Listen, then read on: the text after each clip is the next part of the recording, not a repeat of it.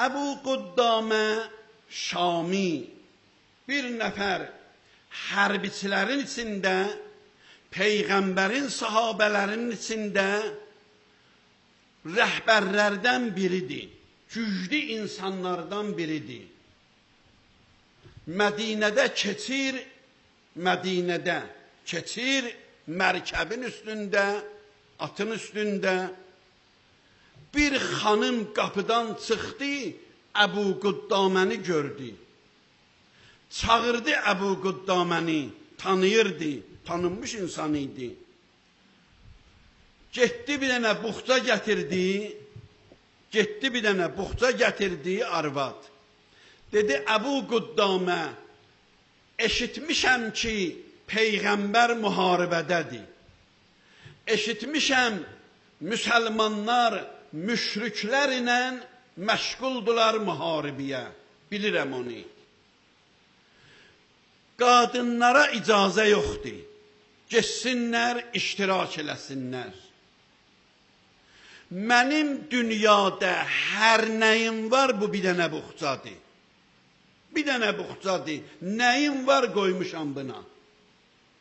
Bunu mən göndərirəm, sən gedirsən müharibə cəbhə bölgələrinə özüylə apar. Əbu Quddamə aldı, onu dua elədi, mindi mərkəbin, düşdü yola. Gəldi, çatdı o yerə ki, gələcəkdi. Məşğul oldular mənzillərin birində.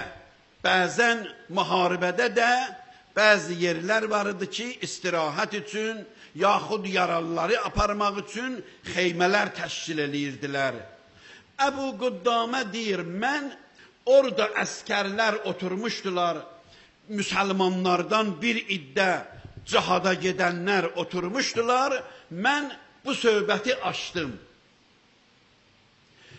Yazmırlar ki, Peyğəmbərin huzuru var idi, yox idi o xeymədə. Amma Əbu Quddamə deyir, mən açdım bu söhbəti. Buxcanı çıxartdım, o xanımın salamını çatdırdım bunlara. Deyir, cavan oğlanlardan biri o buxcanı görəndə güldü. Əbu Quddamə deyir, dedim ki, bəs sən nə üçün güldün? Nə oldu? Dedi ki, o buxca mənim anamınkidir. Onu anam göndərib. Bilirəm o buxca kimindir, onun içində nə var. Anam göndərib onu. Məni müharibəyə göndərib, özü gələ bilmədi, nəyi vardı qoyub buxcaya göndərib. Əbu Quddamə deyir, o gənc oğlanla tanış oldum. Müharibələrin şirin yerində gördüm, bu oğlan qaçır bir yana o yana. Mən də baxıram, gözümlə bunu izləyirəm. Sonra gördüm, təhlükə var, dedim, bəs sən bura niyə gəlibsən? Dedi, bəs müharibəyə gəlmişəm, bura gəlmək olmaz. Deyir, dedim, yox, bura səvarələr gəlir. Mərkəb üstündə olanlar burada müharibə edir. Piyadələrin yeri o yandı. Deyir, dedi, Əbu Quddamə, istəmirsən mən arzıma çatam. Mən gəlmişəm arzıma çatam. Məni əgər sevirsənsə, 3 dənə mənə oxlar ondan ver. Deyir, verdim, 3 dənə oxla 3 dənə düşmən öldürdü. Onda gördüm, özü yaralandı. Mən deyir, çəkdim bir yana, baxdım bunun vəziyyətinə, gördüm dünyasını dəyişdi. Şəhid oldu. Amma mən bunun üzünün qanını siləndə, hələ nə qədər canında ruh var idi, dedi, Əbu Quddamə, mən səndən xahiş edirəm, sən ki mənim anamı tanıyıbsan, gələndə görübsən və səndən əmanət göndərib bura, xahişim budur ki, mənim də vəsiyyətimi anama sən özün çatdırarsan. Mənim bu sözlərimi deyərsən, ana, nə qədər bacardım İslamı müdafiə etdim. Nə qədər bacardım İslamın şərafətindən, Peyğəmbərin izzətindən, müsəlmanların şəvkətindən, Allahın cəbərutindən difa etdim, müdafiə etdim. Bundan artıq əlimdən gəlmədi. La ilahə illallah dünyasını dəyişdi. Bir əmanət də verib, bilmirəm nədir, onu da yazmayıblar. Əbu Qüddamə deyir, götürdüm, tam müharibə ki başa çatdı, mən qayıtdım Mədiniyə. Gəldim Mədinədə, axtardım, o evi ki var idi, tanıyırdım, tapdım, gəldim, qapını döydüm, gördüm, xanım çıxdı, gördüm, həmən xanım özüdür. Deyir, məni görəcəyin, o da tanıdı. Dedi, Əbu Qüddamə, mənə baş sağlığı verməyə gəlibsən, yoxsa gəlibsən məni təbrik edəsən? Deyir, heç qoymadı mən danışam. Dedi, and olsun Allaha. Bax, bu bir dənə arvadın sözüdür.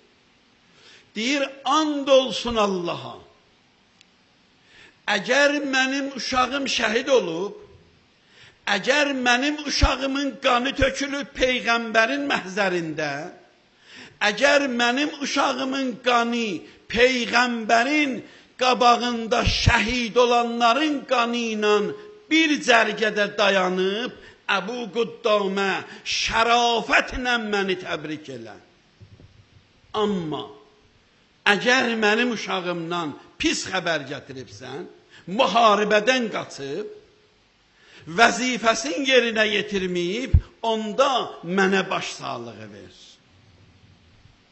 Bu xanım öz balasını sevmir. Bu xanım dünya malı istəmir. Bu xanıma dünya lazımdır. Lazımdır. Sevir balasını da sevir. Amma o ki görür, gördüyünün qiyməti bunlardan çoxdur. Ona deyirlər bəsirət. O ki görür, o gördüyünün qiyməti oğlundan da çoxdur, dünyasından da çoxdur, malından da çoxdur. Azı qoyub çoxa tərəf gedir. Bəsirəti olan bu deməkdir ki, xəstədir. Əli əleyhissalam insanları tərif eləyəndə deyir, bəzi adam təqvalı insanları elə bilərlər xəstədir. Halbuki onlar xəstədir. Xəstə budur. Buna deyirlər bəsirət. Bir çobandır, çöldə qoyun otarır. Həccac ibn Yusif də hakimiyyətə gedir Yəmənə. Amma imkanı çoxdur. Çöldən gedir, hava istidir, həddən artıq. Xeymələri qurdular, tayin ki bunlar istirahət eləsinlər, çörək yesinlər. Deyir, o qədər istiydi ki, xeymənin bu tərəfində açdılar, o tərəfindəki hava gəlsin. Həccac uzanıb belə istirahət edir, baxır, gördü bir dənə çoban qoyun otarır. Amma o qədər istidi ki, başın salır qoyunların qarnının altında kölgəyə, bəlkə biraz sərinliyə. Deyir, dedim, gedin onu çağırın gəlsin. Getdilər, çağırdılar, çoban gəldi. Gəlmək istəmirdi. Dedilər, hakim əmr eləyib, deyir, dedi, yaxşı, əmr eləyib, gedək. Gəldi, baxdı, Həccac dedi ki, buyur əyləş. Dedi, yox, mən əyləşmirəm. Nə üçün əyləşmirsən? Dedi, çünki mən ömrümü icarəyə vermişəm. Mən bir kişinin qoyunlarını almışam, o mənim bir günümü icarə eləyib, mənə pul verib ki, qoyunları otaram. Mənə pul verməyib ki, gələn burada kölgədə oturam.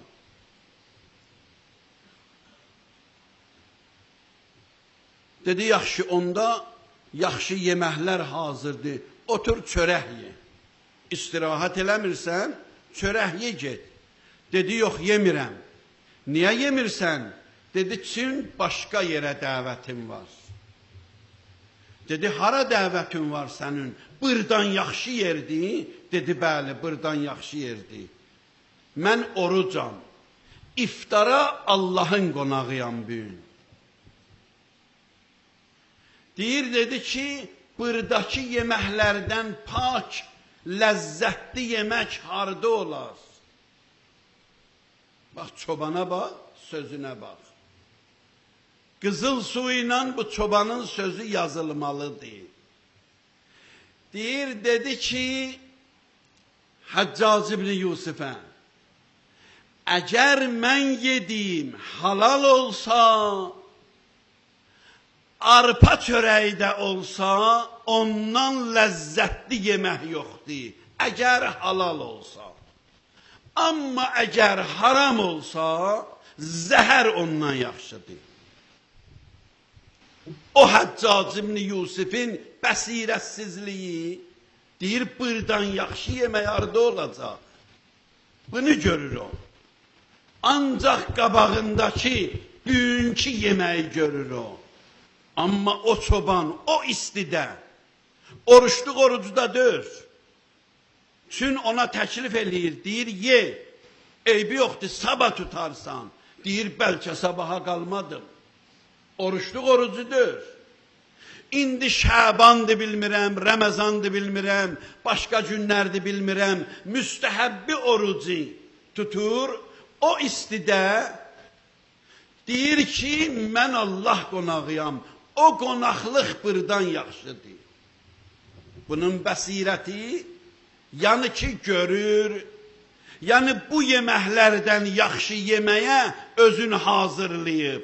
Bilir ki, cənnət var, cənnəti hiss eləyir bədənindəki hüceyrələrin hamısı ilə. Amma o birisi görmür. O birisi deyir, bundan yaxşı yemək olmaz. Ona görə də Quranın ayələri, Peyğəmbərimizin kəlamları həm bizi bəsirətə dəvət edir, həm də bəsirətsizlikdən çəkindirir.